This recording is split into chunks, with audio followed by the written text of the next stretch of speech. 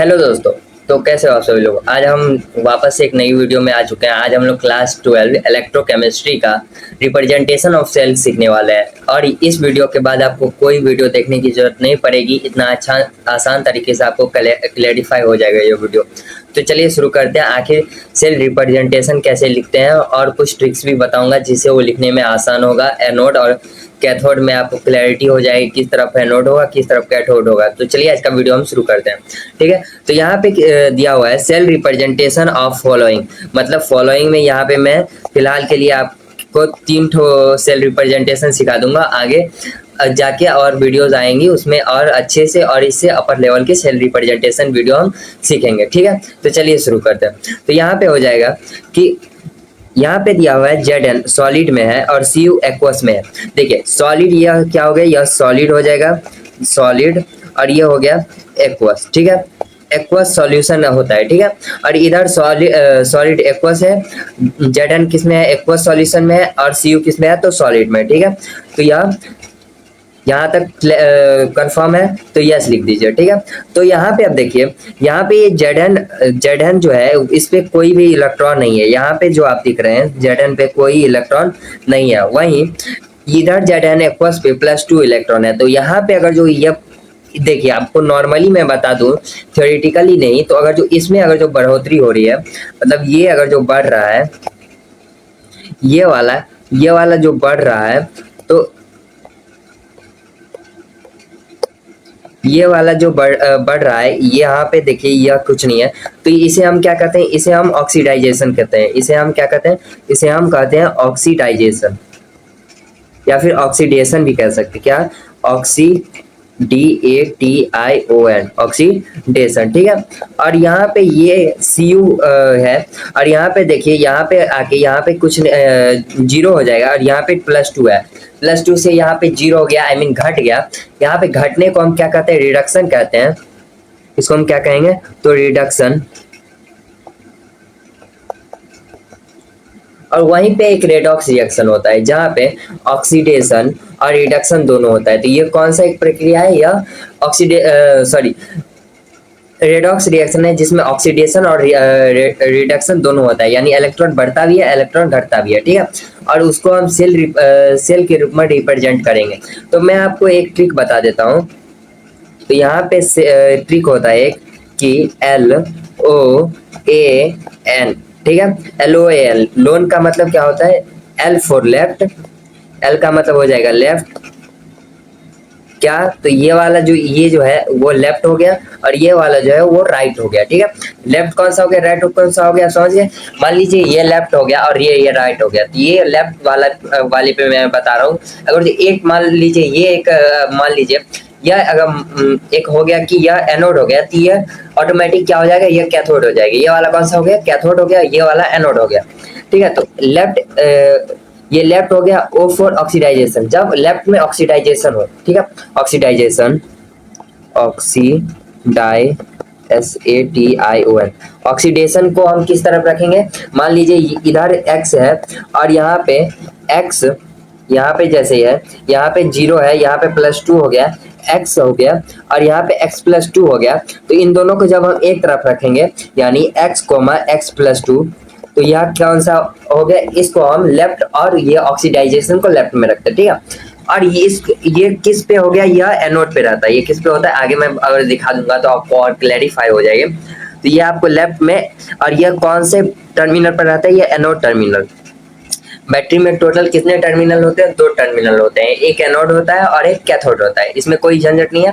Left oxidisation, A for anode हो गया, anode. ठीक है, लेफ्ट, ये जो लेफ्ट हो गया यह ऑक्सीडेशन को यहाँ पे रखेंगे। तो ये लेफ्ट हो गया और यह क्या हो जाएगा, तो यह एनोड हो जाएगा। किसको रिप्रेजेंट करेगा, एनोड को रिप्रेजेंट करेगा। और ये जो इस पे कौन सा चार्ज रहेगा, तो यहाँ पे एनोड पे कौन सा चार्ज रहेगा, N for negative. N for क्या रहेगा, निगेटिव, कौन सा चार्ज रहेगा, तो लेफ्ट इधर कौन सा एनोड पे कौन सा चार्ज रहेगा, निगेटिव। और जो आपसे पूछे कि एनोड पे कौन सा चार्ज या फिर कैथोड पे कौन सा चार्ज, तो जब हम क्लास 9, 10 या फिर 8 तक पढ़ते थे तो हम सीधे कह जाते थे एनोड पे माइनस, कैथोड पे पॉजिटिव। बट ऐसा नहीं है। आप पूछोगे कि वो रिएक्शन कौन सा है, वो बढ़ा इलेक्ट्रॉन बढ़ रहा है कि घट रहा है, ऑक्सीडेशन है कि रिड्यूशन है, ठीक है। तो यही सब है। तो अब चलिए, अब हम अपने फाइनल लास्ट स्टेज पे आते हैं। यह वीडियो के बाद आपको लगभग समझ में आ जाएगी और एक दो बार आप प्रैक्टिस कर लेंगे तो और भी आपको आसान हो जाएगा, ठीक है। तो यहाँ पे पहले हम इधर एक ये बना लेते हैं, यह नॉर्मल है। ये सभी को आप पहले क्या कर लेंगे, पहले बना लेंगे, ठीक है। और ये कौन सा है, साल्ट ब्रिज है। इसे हम क्या कहते हैं, साल्ट ब्रिज।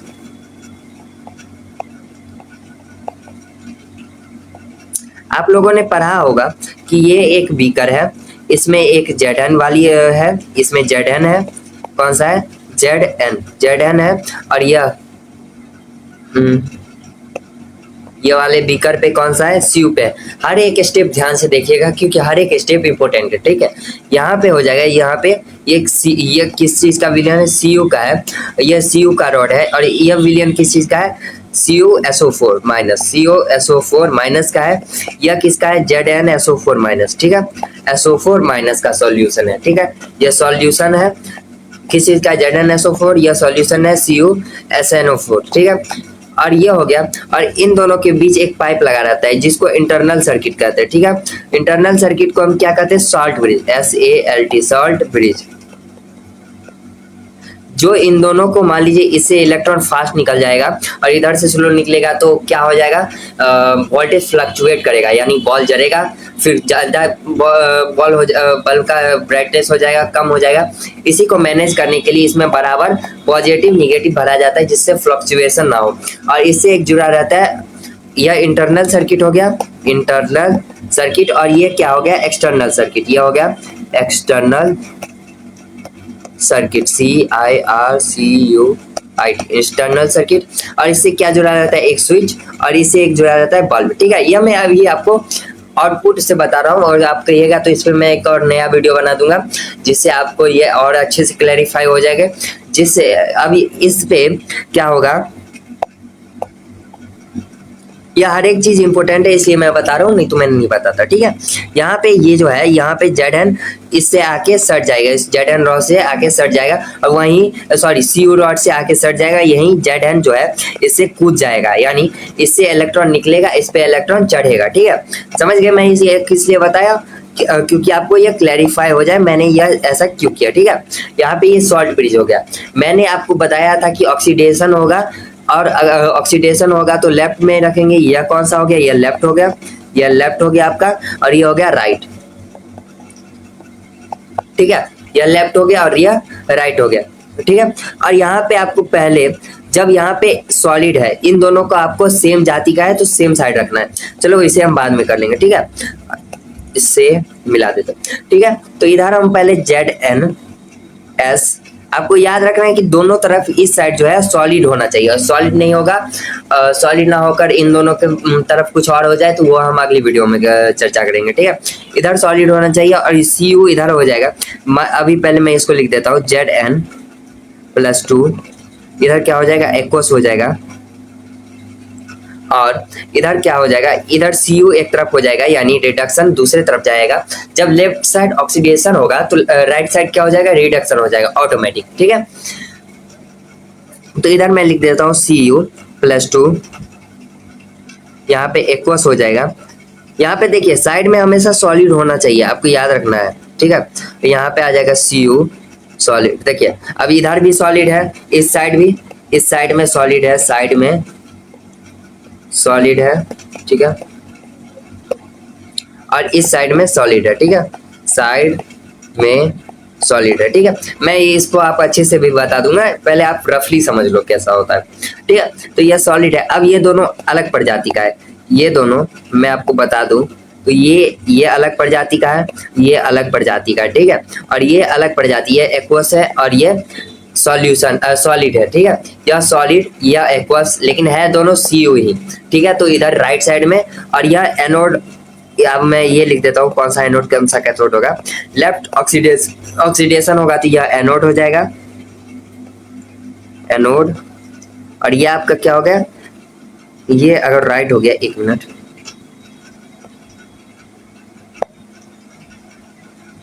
ये हो गया राइट, तो ये क्या हो जाएगा, कैथोड। ये आपका क्या हो गया, यह कैथोड हो गया। ठीक है, कौन सा एनोड हो गया, कौन सा कैथोड हो गया, ये क्लैरिफाई हो गया।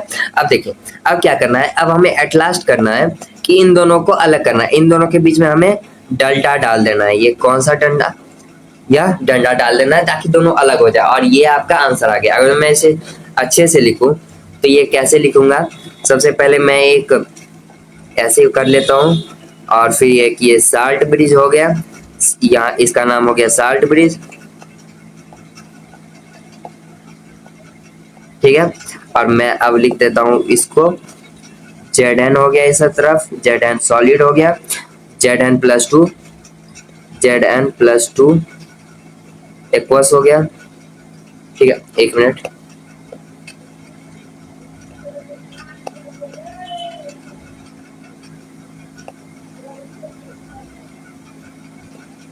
Zn एक्वस, यहाँ पे +2 आ गया। ठीक है, और यहाँ पे ऑक्सीडाइजेशन वगैरह ये तो दिख रहा है। अब यहाँ पे लिख देते हैं Cu+2 एक्वस हो जाएगा, इस चीज का यह एक्वस है।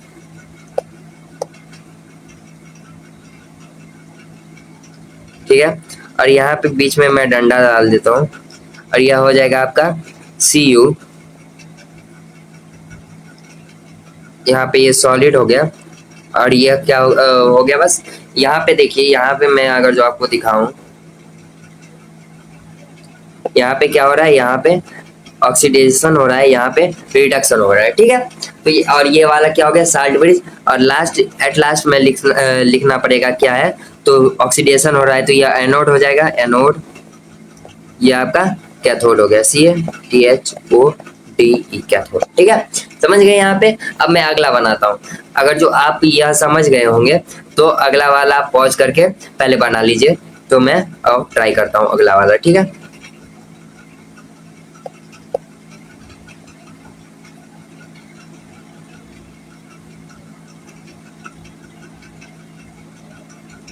ठीक है, अब मैं आपको बताता हूँ।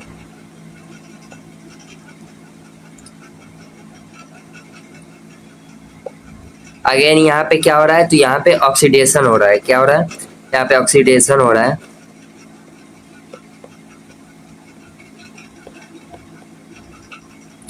और इस पे क्या हो रहा है, इस पे रिडक्शन हो रहा है। ठीक है,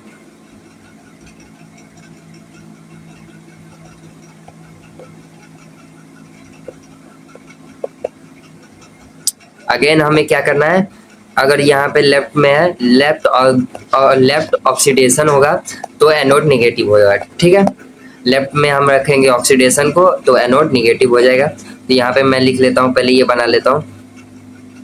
ठीक है, और ये हो गया साल्ट ब्रिज। साल्ट ब्रिज लिख देना है, साल्ट ब्रिज। यहाँ पे क्या हो जाएगा, यहाँ पे एनोड हो जाएगा, यहाँ पे क्या हो जाएगा, यहाँ पे कैथोड हो जाएगा। ठीक है, ये समझ गए यहाँ तक। और अब आगे आप लोग पहले बना लीजिए, उसके बाद ये वीडियो देखिएगा। ठीक है, क्लैरिफाई रहेगा, और जहाँ पे गलती होगा आप लोग देख लीजिएगा। ठीक है, यहाँ पे बीच में पहले मैं एक डंडा डाल देता हूँ। यहाँ पे मुझे यह फुलफिल करना है कि इधर सॉलिड हो। ठीक है, इधर सॉलिड हो, और यहाँ पे क्या हो जाएगा, Fe+2, यहाँ पे एक्वस हो जाएगा। ठीक है, और यहाँ पे क्या होगा, यहाँ पे Mn+2 एक्वस हो जाएगा,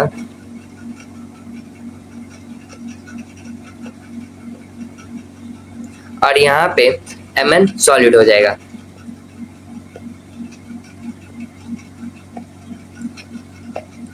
यहाँ पे समझने में कोई दिक्कत नहीं होगी। देखिए दोनों तरफ आप देखिएगा तो दोनों तरफ क्या है, आपका सॉलिड ही है। ठीक है, दोनों तरफ क्या है, आपका सॉलिड ही है। ठीक है, यहाँ पर भी सॉलिड है और यहाँ पर भी सॉलिड है। ठीक है, यहाँ पर भी सॉलिड है, यहाँ पर भी सॉलिड है। ठीक है, तो ये वाला भी क्वेश्चन आपका बन गया, और एक लास्ट वाला भी मैं बना देता हूँ। ठीक है, यहाँ पर भी मैं सेम वही काम करूंगा। ठीक है, लेफ्ट, दोनों तरफ लेफ्ट में सॉलिड होना चाहिए। पहले इन दोनों में ऑक्सीडेशन हो रहा है कितने का, तो +4 का। यहाँ पे 0 था, यहाँ पे 0 था, यहाँ पे क्या हो गया +4 हो गया, तो यहाँ पे क्या हो जाएगा ऑक्सीडेशन। और यहाँ पे +3 था, यहाँ पे 0 हो जाएगा, यहाँ पे क्या हो जाएगा रिडक्शन। ठीक है, और यहाँ पे रिडक्शन हो गया, तो अब मुझे नॉर्मली वो बना लेना है। ये हो गया, यहाँ पे एक ये डंडा, एक यहाँ पे डंडा, और यहाँ पे एनोड हो जाएगा। मैं डंडा इसलिए बोल रहा हूँ कि आप लोग समझ में आ जाए आसानी से। ठीक है, यहाँ पे कैथोड हो गया, यहाँ पे हो गया आपका बीच में SN 0 है ना, ये सॉलिड हो गया। ठीक है, और यहाँ पे SN +4 है ना, और यहाँ पे एक्वस हो गया। ठीक है, और यहाँ पे ऑक्सीडाइजेशन लेफ्ट में हो गया। ठीक है, अब रिडक्शन हम लेफ्ट में कर लेते हैं, सॉरी राइट में कर लेते हैं। यहाँ पे Fe+3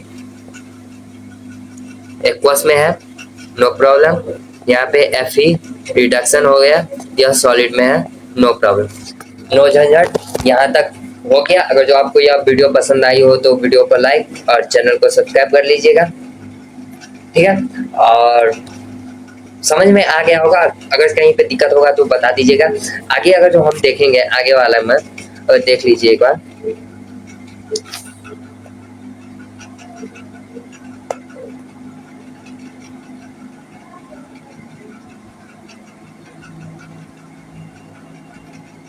अच्छा छोड़िए, तो यहाँ पे अगर जो मान लीजिए यहाँ पे अगर सॉलिड हटा के यहाँ पे एक्वस दे दे, यहाँ पे सॉलिड हटा के एक्वस दे दे, तो यहाँ पे क्या होगा, तब फिर हम क्या करेंगे ये हम अगली वीडियो में देख लेंगे। तब तक के लिए take care, bye, thank you.